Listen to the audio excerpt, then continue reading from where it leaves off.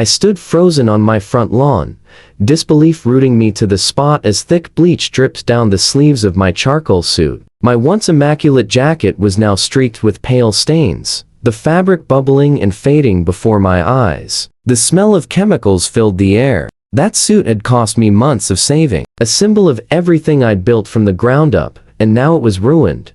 Across the lawn, Karen Westfield, the self-appointed queen of Lakeside Estates and our HOA president, was storming off like she'd just won a war. Empty bleach bottles swung from her hands like trophies. Her face was twisted with fury, her voice cutting through the still afternoon air. "This isn't Wall Street. You're not better than us," she screamed, her words echoing down the otherwise quiet suburban street. Curtains fluttered in the windows around us, neighbors watching from behind blinds, too scared to intervene, but clearly fascinated by the drama unfolding in broad daylight.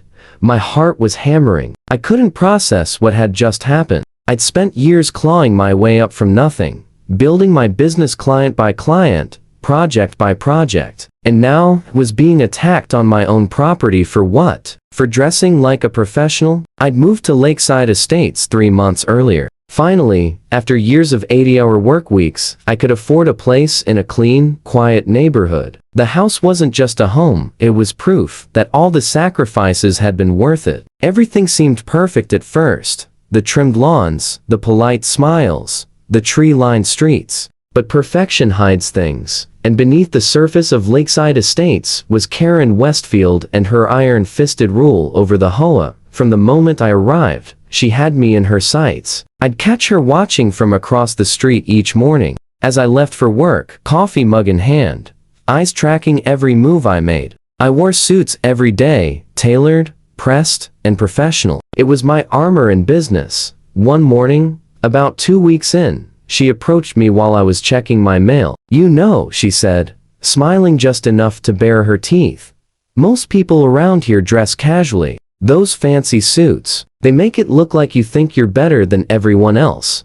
I laughed politely, thinking it was a harmless comment. "It's just for work," I explained. "I meet with CEOs and investors every day. Comes with the territory." Her smile didn't fade, it just changed. The friendliness drained away, replaced by something colder. It was as if my explanation had confirmed whatever story she'd already written about me in her head. From there, things only escalated. A few days later, I opened my mailbox to find a printed notice accusing me of violating a neighborhood dress code policy. When I checked the HOA bylaws, I saw no such rule existed. Then came the anonymous complaint letters about my elitist appearance and disruptive energy. They didn't need to be signed, I knew exactly who was behind them.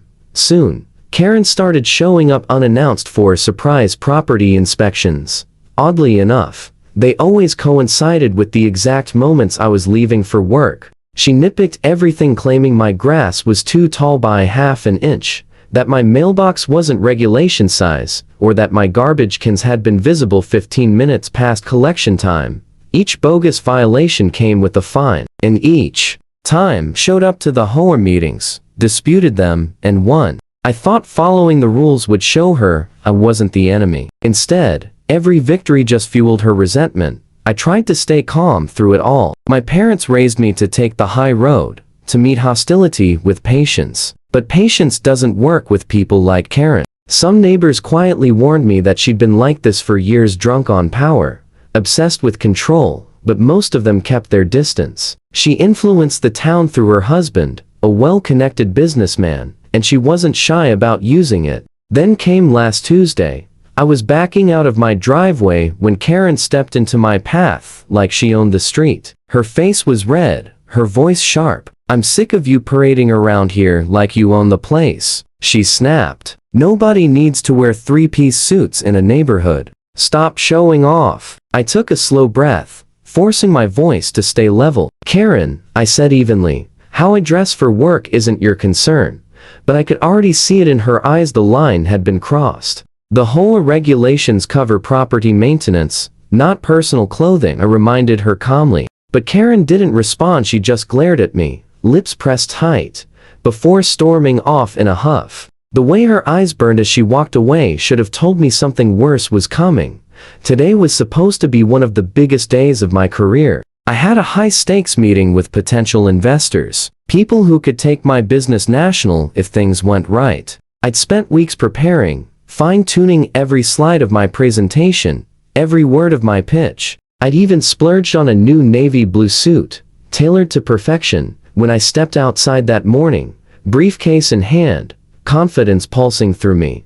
I didn't immediately notice her, but there she was, Karen Westfield, lurking near my car like a shadow waiting to pounce. "You just don't listen, do you?" she hissed. I froze, turning toward her. She was shaking, her face red with fury, and in her hand was a plastic spray bottle. "Karen, what are you?" Before I could finish, she stepped forward and sprayed me. A cold, chemical mist hit my chest and arms. The sharp sting of bleach filled my nose, choking the air around me. I stumbled back instinctively, shouting, "What are you doing?" But she didn't stop. "Stop dressing like a CEO," she screamed, her voice cracking with rage. "This is a middle-class neighborhood, not your stupid Wall Street runway." The bottle sputtered empty, drops of bleach still dripping from the nozzle. She glared at me for one more vicious heartbeat and then stormed off, leaving me standing there, drenched and stunned. I looked down at my suit, my brand new $1,000 investment now ruined. White splotches spread across the fabric like acid burns.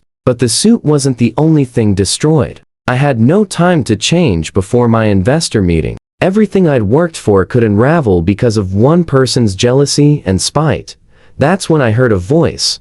I got all of that on my security camera. It was Mr. Chen, my quiet, good-natured neighbor from 2 doors down. He was standing at the edge of his driveway, shaking his head in disbelief, his doorbell camera angled perfectly toward the scene that had just unfolded. "She's gone too far this time," he said firmly. Something inside me snapped. For months, I'd taken the high road. I'd endured the threats, the harassment, the ridiculous fines, but this was an assault. I was done being patient.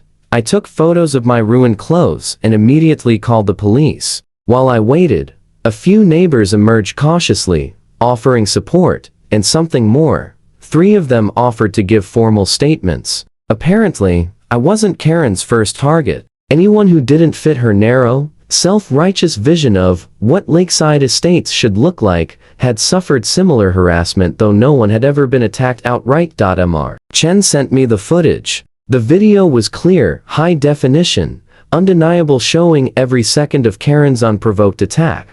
I called my investors, explained briefly what had happened, and sent them a photo of my bleach-stained suit. To my relief, they were understanding, even sympathetic. We rescheduled for the following week. 20 minutes later, 2 police officers arrived. They took one look at the footage and exchanged a glance. One of them muttered, "That's assault, plain and simple." They went straight to Karen's house. From my driveway, I could see her through the window, pacing furiously, gesturing with wild hands, her voice muffled but unmistakably defensive. At one point, she pointed toward my house, shouting something that made both officers' expressions harden. When they came back, one of them sighed. "She claims it was a misunderstanding," he said. "Says she was trying to help you remove a stain." I let out a bitter laugh. "You saw the footage?" "We did," he said, nodding. "We believe you." That was all I needed to hear. I pressed charges: assault, property damage, and harassment.